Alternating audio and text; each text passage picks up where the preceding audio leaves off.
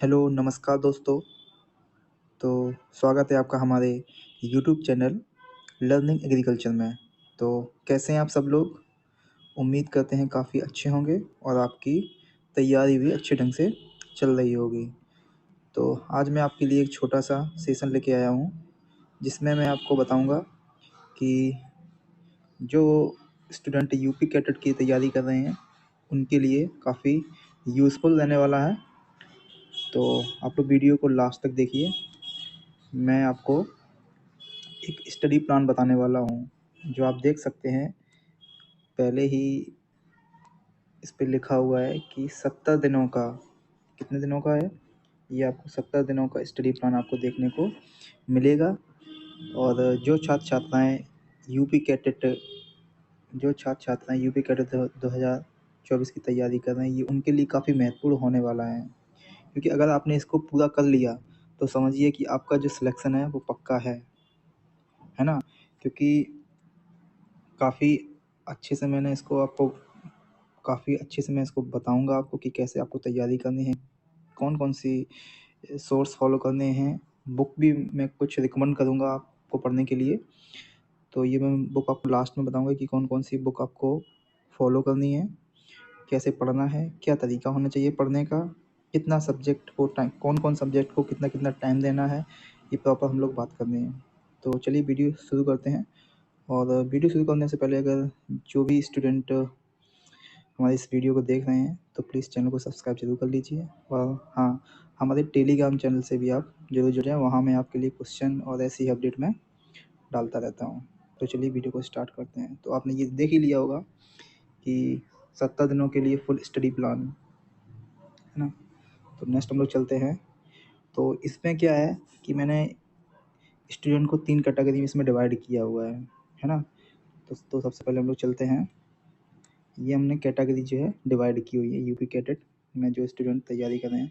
तो सबसे पहले तो स्टूडेंट वो स्टूडेंट हो गए जो साल भर से तैयारी कर रहे हैं। कौन से? जो साल भर से तैयारी कर रहे हैं, है ना? उनके लिए अलग स्टडी प्लान है। और जो क्रैश कोर्स कर रहे हैं किसी भी कोचिंग संस्थान में, है ना? तो ये उन लोगों के लिए है। और एक जो है कैटेगरी, वो ये कैटेगरी है, कौन-सी? जो होली के बाद पढ़ना शुरू करेंगे। कोई बच्चा हँसेगा नहीं, ठीक है? तो ऐसे भी कुछ बच्चे होते हैं जो कहते हैं अरे अभी नहीं मैं जाऊँगा पढ़ने के लिए, होली कर लें इसके बाद जाऊँगा। तो एक ये भी कैटेगरी हम लोगों के बीच में बच्चे ऐसे देखने को मिलते हैं, है ना? तो हँसेगा कोई नहीं पहली बात तो, ये बात सुन के। तो सबसे पहले हम लोग शुरुआत करते हैं जो साल भर वाले बच्चे होते हैं ना, उनके लिए क्या स्ट्रेटजी होनी चाहिए। तो सबसे पहले बात करते हैं हम लोगों के पास 24 घंटे होते हैं, है ना? कितने घंटे होते हैं? 24 घंटे। कितने? 24 घंटे होते हैं। तो जो बच्चे साल भर से तैयारी कर रहे हैं, ये सबसे बेस्ट उनके लिए होने वाला है टाइम टेबल ये। अगर आप फॉलो कर पाएँ तो फॉलो मेरा टाइम टेबल करिए, नहीं तो आप अपने हिसाब से मैनेज करिए टाइम को कि हमें कौन-सा सब्जेक्ट किस टाइम पे पढ़ना है। क्योंकि बहुत सारे छात्र होते हैं ना, क्या बोलते हैं, सुबह जल्दी उठते हैं, है ना? और बहुत सारे ऐसे होते हैं जो लेट नाइट तक पढ़ते हैं, सुबह देर से उठते हैं। तो ये है, आप इतने ज़रूरी नहीं कि आप सुबह जल्दी उठें, आप लेट नाइट तक पढ़िए, सुबह देर से जागिए, कोई दिक्कत नहीं। हाँ, लेकिन जो प्रॉपर टाइम पढ़ाई के लिए आप उसको पूरा दीजिए, ठीक है? तो हम लोगों के पास 24 आवर्स होते हैं, तो इसमें हमने डिवाइड किया है। पहली बात तो 8 घंटे आप सोइए, एक अच्छी नींद लीजिए, है ना? क्योंकि एक जब तक आप अच्छे से सोएँगे नहीं, तो आपका दिमाग भी काम नहीं अच्छा करेगा, बॉडी में थकान रहेगी, बहुत सारी चीज़ें डिसबैलेंस बॉडी में आपको देखने को मिलेंगे अगर आप अच्छे से सोएँगे नहीं। फिर क्या है, मैंने लिखा हुआ है कि 10 घंटे प्रॉपर आपको रिवीज़न करना है, क्योंकि जो बच्चे 1 साल से तैयारी कर रहे हैं, लगभग सिलेबस सबका कंप्लीट होने को होगा, जिसका नहीं हुआ होगा, वो भी होने को होगा। यानी कि मोस्टली सबका सिलेबस कंप्लीट हो गया होगा सारे सब्जेक्ट का। तो जो भी बच्चे साल भर से तैयारी कर रहे हैं, उनके लिए एक ही टास्क है, रिवीज़न। ओनली रिवीज़न वो करेंगे और कुछ भी नया पढ़ने की कोशिश ना करें, ओनली करंट अफ़ेयर्स के अलावा। थोड़े बहुत जो करंट अफ़ेयर्स के क्वेश्चन हैं, वो आप रिवाइज़ कर सकते हैं। और अभी लेकिन 2 महीने इसमें हैं, अभी मतलब कितने 70 दिन हैं आपके इसमें, है ना, 70 दिन है। तो अभी जो है आप ओनली रिवीजन पे फोकस करें, क्योंकि आपने बहुत कुछ पढ़ा है ना। तो ओनली आप इसमें रिवीजन करेंगे। हाँ, कुछ जो भी आपको टॉपिक नहीं, जैसे आप रिवीजन कर रहे हैं और कोई टॉपिक समझ में नहीं आया है या मान लो समझने में थोड़ा दिक्कत है, तो आप उसको पढ़ सकते हैं, नहीं तो आप अदरवाइज़ रिवीजन करिए। तो और 6 घंटे आप, जैसे मान लो मैंने बताया 8 घंटे सोने के लिए, 10 घंटे रिवीजन करने के लिए और 6 घंटे अन्य काम जैसे खाना खाना, अपनी दैनिक क्रियाएँ जो भी काम करने के लिए, ठीक है। तो ये सारी चीज़ें हैं। फिर हम लोग आते हैं नेक्स्ट पे।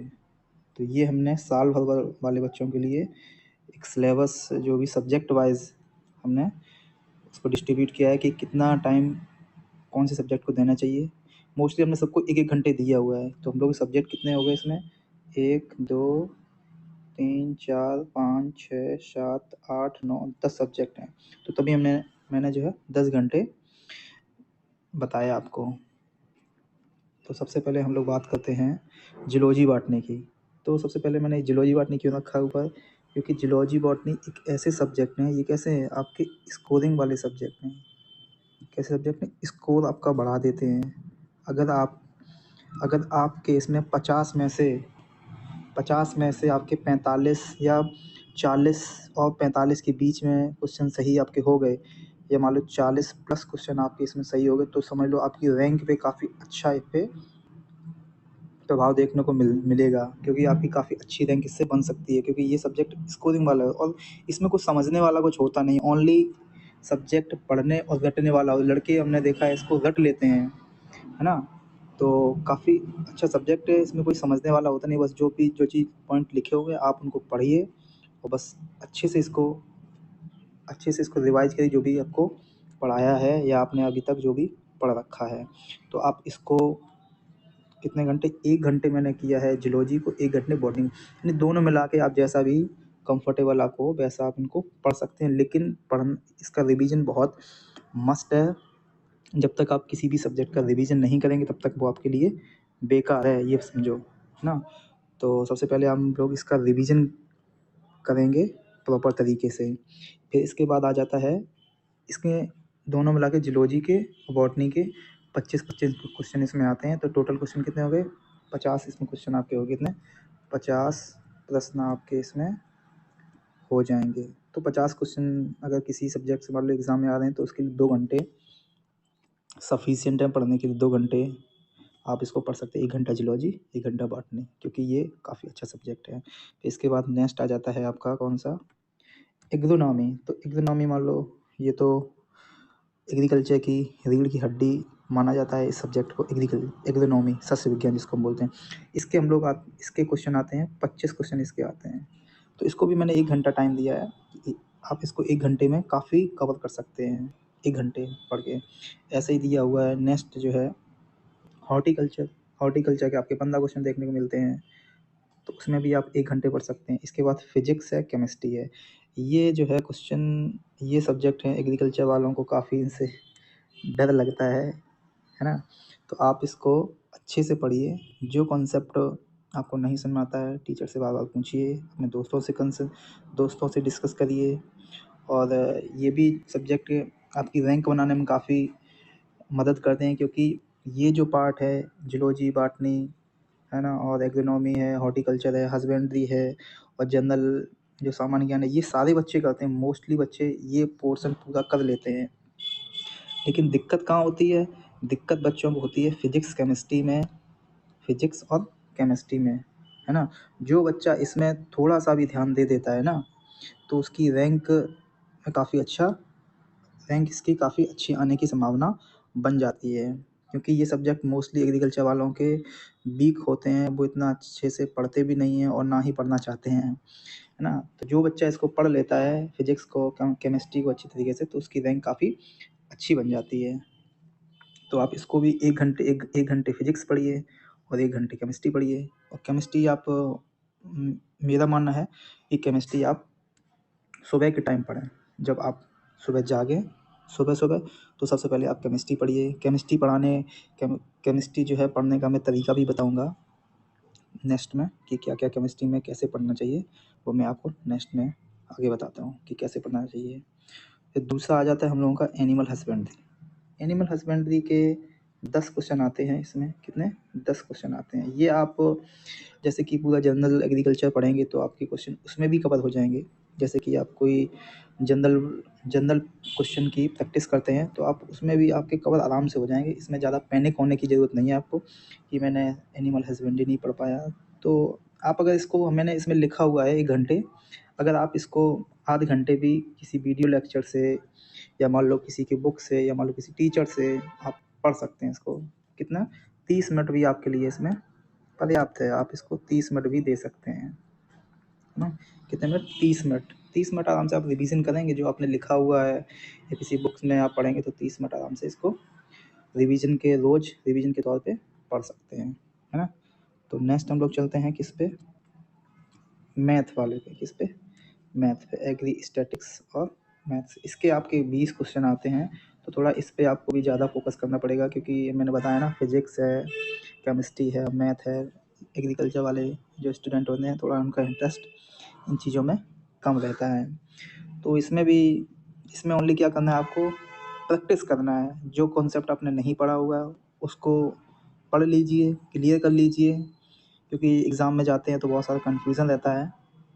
तो जो भी नहीं आता है कॉन्सेप्ट उसको पढ़ लीजिए, जो भी फार्मूलाज हैं वो पढ़ लीजिए, क्योंकि सीधे सीधे ऐसे भी होते हैं ना कि पेपर में फार्मूला पूछ लेते हैं जो बच्चों को पता नहीं रहते हैं, है ना? तो इस पे थोड़ा मैथ की आप 1 घंटे रोज़ प्रैक्टिस, मैथ की आप प्रैक्टिस करिए। डिफरेंट टाइप के सवाल हैं जैसे कि ट्रिग्नोमेट्री हुआ और माध्यिका हुआ, माध्य हुआ, बहुलक हुआ और घातांक हुआ। तो इन चीज़ों की आप प्रैक्टिस करिए क्योंकि घातांक से भी काफ़ी सवाल बनते हैं और गुणोत्तर श्रेणी होगा और गुणोत्तर श्रेणी, समांतर श्रेणी, इससे काफ़ी सवाल आपके इसमें बनते हैं। तो इतना सब लोग ध्यान रखेंगे, है ना? और नेक्स्ट हम लोगों का आता है जनरल स्टडीज़ यानी कि सामान्य ज्ञान। तो सामान्य ज्ञान आप कब पढ़ेंगे? इसमें भी काफ़ी अच्छा वेटेज है। कितने? 20 प्रश्न इसमें आपको देखने को मिलेंगे। कितने? 20 प्रश्न। बहुत बड़ी संख्या है, ये कम नहीं है 20 प्रश्न आपके इस एग्ज़ाम में, ना? तो हम लोग इसको भी इग्नोर नहीं करेंगे, इसको भी अच्छे से पढ़ेंगे। एक बुक आती है, मैं आपको बुक बाद में आगे डिस्कस करूँगा कि कौन सी बुक से आपको पढ़ना है। उसमें काफ़ी ऐसे क्वेश्चन आते हैं, सेम जो बुक में होगा वही क्वेश्चन आ जाएगा, सेम क्वेश्चन आ जाते हैं। तो मैं आपको बुक आगे वीडियो में बताता हूँ कि कौन सी आपको बुक से पढ़ना है। और काफ़ी अच्छी वो बुक भी है और मोस्टली लड़के उसी से पढ़ते हैं जो भी यूपी कैडेट की तैयारी करते हैं स्टूडेंट। सब लोग उसी बुक को फॉलो करते हैं। और आगे जो है हमारा जो सब्जेक्ट है इंजीनियरिंग के कितने आते हैं? इसमें 10 क्वेश्चन आते हैं। तो मैंने आपको बताया है कि आपका एनिमल हस्बेंड्री और इंजीनियरिंग, ये आपके जैसे कि आप जनरल क्वेश्चन की प्रैक्टिस करते हैं तो आपका ये उसी में से कवर हो जाएगा। अब इसमें से इंजीनियरिंग भी लिखा हुआ है और एक आता है मृदा विज्ञान। कौन सा? मृदा विज्ञान के भी क्वेश्चन इसमें आपको देखने को मिलेंगे। शायद मृदा विज्ञान आपका जो है कवर हो जाएगा किससे? आप जब एग्रोनॉमी पढ़ेंगे और हॉर्टिकल्चर पढ़ेंगे तो आपका मृदा विज्ञान भी काफ़ी कवर हो जाएगा, है ना? उसी से तो 10 क्वेश्चन आराम से आपके इसमें बन जाएंगे। आपको पढ़ना है, क्या पढ़ना है? इंजीनियरिंग आपको थोड़ा बहुत पढ़ना है ना? इंजीनियरिंग के अब अगर आप इसको भी 30 मिनट पर डे प्रैक्टिस करेंगे ना, 30 मिनट अगर आप रोज़ प्रैक्टिस करेंगे तो सफिशिएंट टाइम है। 30 मिनट अगर आप प्रैक्टिस रोज़ करेंगे इंजीनियरिंग के लिए तो इसके लिए आप सफिशिएंट टाइम है ना? तो ये तो होगा साल भर वाले बच्चों के लिए। किसके लिए? जो बच्चे 1 साल से तैयारी कर रहे हैं। कौन? 1 साल से तैयारी कर रहे हैं, ये उनके लिए स्टडी प्लान है। 1 साल से तैयारी करने वाले, आप ध्यान रखिए ना, जो बच्चे 1 साल से तैयारी कर रहे हैं ये उनके लिए है। उनको 10 घंटे रिवीजन करना है, ये बात कंफर्म मानिए आप। अगर आप इतना नहीं पढ़ेंगे ना तो समझ लो आप सिलेक्शन से काफ़ी दूर जाएंगे, क्योंकि कंपटीशन काफ़ी है। आप अगर नहीं पढ़ रहे होंगे तो कोई दूसरा पढ़ रहा होगा पक्का, क्योंकि आपने 1 साल तैयारी की है ना? तो आपने अगर 1 साल तैयारी की है तो आप उसको, ये नहीं कि आप अपना लास्ट टाइम पे पूरा बिगाड़ लें, क्योंकि आपने पूरा टाइम दिया है प्रॉपर तरीके से, तो आप लास्ट तक बिल्कुल ज़रूर बनाए रखें, हार ना मानें, ठीक है। और एक अगर आप ऐसा करते हैं तो आपका ये बात मान के चलिए कि रैंक भी काफ़ी अच्छी आने की चांस हैं। और जो है ना, तो इतना बात होगी जो साल भर वाले बच्चों के लिए। अब नेक्स्ट आते हैं कौन, नेक्स्ट हमारे जो आते हैं जो बच्चे, एक मिनट, जो बच्चे क्रैश कोर्स कर रहे हैं, ये तो मालूम मैंने साल भर वाले बच्चों के लिए बता दिया। अब कुछ बच्चे कहेंगे सर जो क्रैश कोर्स कर रहे हैं उनके लिए क्या है, तो जो छात्र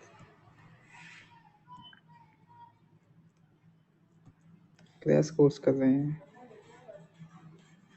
क्रैश कोर्स कर रहे हैं,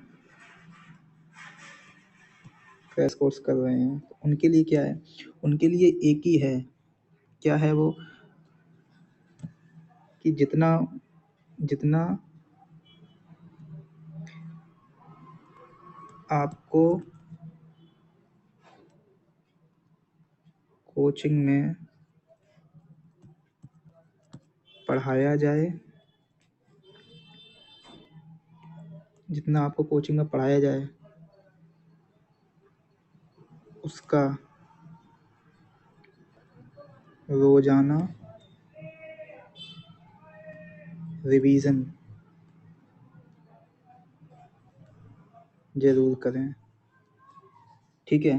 क्योंकि आप कोचिंग मान के चलिए कितना कितना आपको पढ़ाएंगे, मिनिमम 4 घंटे तो पढ़ाएंगे, है ना कोचिंग में। कभी कभी 4 से 6 घंटे भी हो जाते हैं, कितना, 4 से 6 घंटे भी हो जाते हैं। अभी मिनिमम जो मान लो 4 से 6 घंटे का किसी सीट पे आप बैठे रहें तो आपको भी दिक्कत होने लगती है, बॉडी में दिक्कत होने लगती है, थकान आने लगती है, मन नहीं लगता कभी कभी। तो ये बात मानी चली कि 4 से 6 घंटे जो क्रैश कोर्स बच्चे कर रहे हैं तो उनको तो कोचिंग में ही लग जाता है, फिर आके रूम पे कुछ बच्चे खाना भी बनाते हैं, तो बहुत सारी चीज़ें हो जाती हैं, उनका मन नहीं लगता पढ़ने में। तो 4 से 6 घंटे आप लोग कोचिंग में बिताएंगे, फिर आप आएंगे रूम पे, उसको पढ़ेंगे।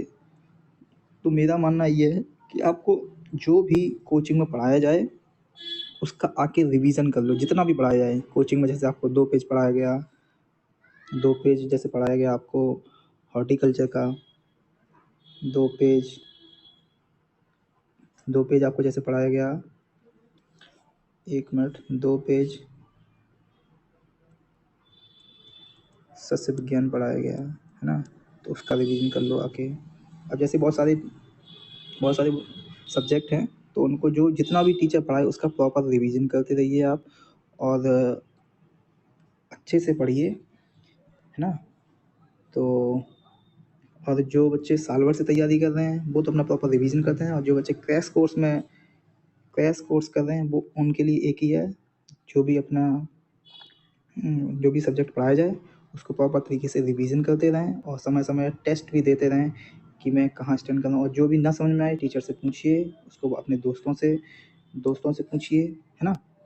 तो मैं आपको कुछ बुक्स का रिकमेंडेशन बता देता हूँ कि कौन कौन सी आपको बुक पढ़नी है। तो मैंने आपको पहली बुक जो है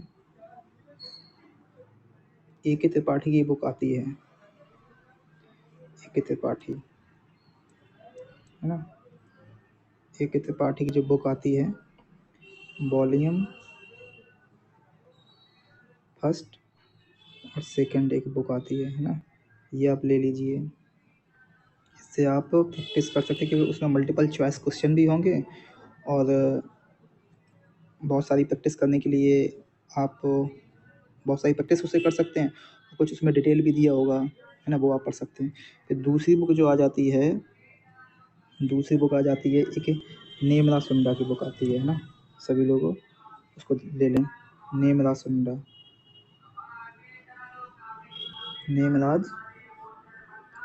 सॉरी हिंदी में लिख दूँ, नेमराज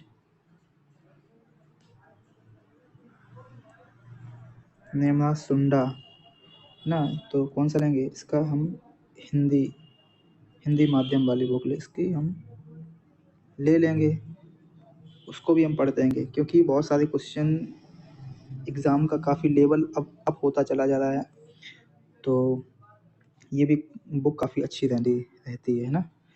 तो ये तो हो गया आपका एग्रीकल्चर के लिए, है ना। और एग्रीकल्चर के लिए हो गई बुक्स का रिकमेंडेशन। और इसके बाद कौन सी बुक आपकी रह गई है? जीएस वाली। तो जीएस के लिए कौन सी है बुक? जीएस।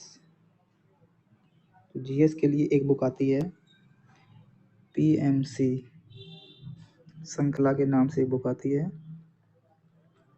ये आप ले लेंगे 30, 40, 50 रुपए की मिलेगी समथिंग ना, कितने जो भी मिलेगी 40 या 50 रुपए की, 40 या 50 रुपए की मिलेगी। आप इसको ले लीजिए और प्रॉपर पहले पन्ने से शुरू कर दीजिए उसको पढ़ना, है ना। और आप लोग अगर बुक नहीं पढ़ेंगे तो मैं इसी चैनल पे आप लोगों को कुछ पढ़ा दूंगा, उसी में से फंस जाएगा। तो ये जो भी एग्रीकल्चर के बच्चे हैं यूपीटेट की तैयारी कर रहे हैं, ये वाली बुक हर एक बच्चे के पास होनी चाहिए। इसमें से कि पतली बुक होती है, ज़्यादा मोटी भी नहीं होती है, पतली बुक होती है। आप जब इसको कब पढ़ें? जब आप सारे सब्जेक्ट पढ़ के बोर हो जाएं कि अब मन नहीं लग रहा, तो आप लेटे हुए हैं, बुक ले लो आराम से, पढ़ते रहो।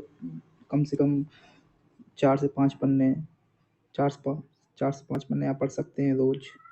ज़्यादा भी पढ़ सकते हैं, कोई वो नहीं है, बाउंडेशन भी कोई नहीं है कि सर ने बताया कि 4 से 5 ही पढ़ने हैं तो 4-5 पन्ने पढ़ रहे हैं। आप ज़्यादा भी पढ़ सकते हैं, अपने अकॉर्डिंग पढ़ सकते हैं, है ना। तो ये तो हो गया जीएस का। अब चलते हैं केमिस्ट्री का। मैं केमिस्ट्री का कुछ आपको बता देता हूँ कि केमिस्ट्री रसायन विज्ञान आपको कैसे पढ़ना है ना।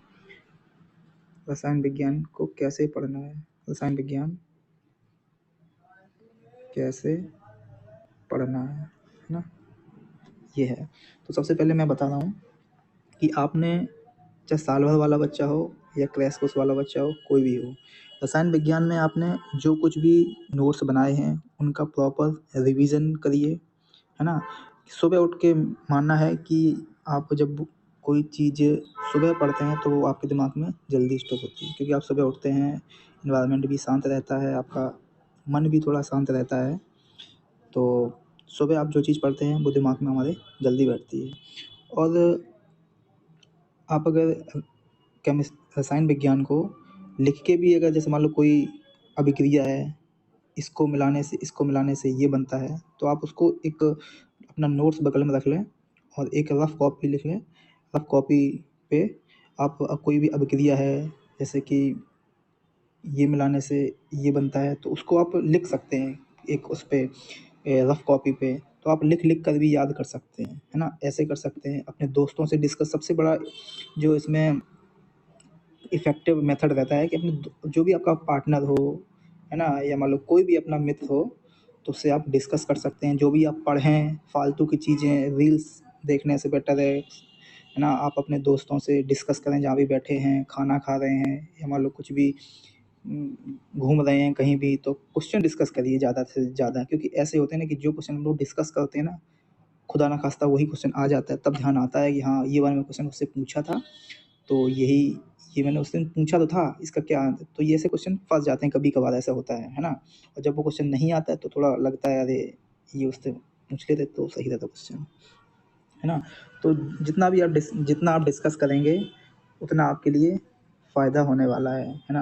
आप अपने पार्टनर से डिस्कस करिए, क्योंकि आजकल लोग जानते हैं रील्स ज़्यादा देखते हैं, खाली टाइम होता है ना। और आजकल जो भी तैयारी बच्चे करने आते हैं सबके पास स्मार्टफोन रहते हैं, है ना, डेटा भी काफ़ी रहता है, तो आराम से वो रील्स ज़्यादा देखते हैं। और आप ऑनलाइन भी पढ़ सकते हैं, काफ़ी चैनल हैं जो ऑनलाइन पढ़ाते हैं, तो आप ऑनलाइन भी पढ़ सकते हैं। और आपकी जो क्लासेस है ना, हम भी शुरू करने वाले हैं रिवीजन। जो भी सब्जेक्ट होंगे सबका आपको रिवीजन कराया जाएगा इसी चैनल पे। और कल से आपकी जो क्लास है ना रिवीजन मोड में स्टार्ट हो जाएंगी, तो आप हमसे जुड़िए और प्रॉपर रिवीजन करिए, ठीक है। तो चलिए, अगर आपकी कोई भी आपकी क्वेरीज हो तो आप हमें कमेंट बॉक्स में ज़रूर बताइए, है ना। पढ़ते रहिए अच्छे से, और अच्छे से पढ़िए, अच्छे से रहिए, और अपनी हेल्थ का भी थोड़ा ध्यान रखिए। क्योंकि जो बच्चे कानपुर में रह के तैयारी करते हैं और यहाँ थोड़ी गर्मी थोड़ी ज़्यादा पड़ती है, तो थोड़ा हेल्थ का भी इशू आ जाता है, तो अपनी हेल्थ का ज़रूर ध्यान रखिए सारे बच्चे, है ना। क्योंकि ऐसा होता है ना कि एग्ज़ाम टाइम होता है, कुछ बच्चे पैनिक से होने लगते हैं, तो वो उन्हें घबराहट ज़्यादा होने लगती है कि एग्ज़ाम आ गया, एग्ज़ाम आ गया। अभी आपके पास 70 दिन है, कितने? 70 दिन हैं। इसमें भी आप अच्छा कुछ कर सकते हैं। जो बच्चे अभी तक नहीं पढ़े, मैंने आपको बताया था ना कि कुछ बच्चे हैं होली के बाद आएँगे, तो वो भी इसी कैटेगरी में आते हैं, है ना? तो अभी आपके पास 70 दिन हैं, आप इसमें भी एक पढ़ के बेहतर रैंक भी ला सकते हैं, है ना?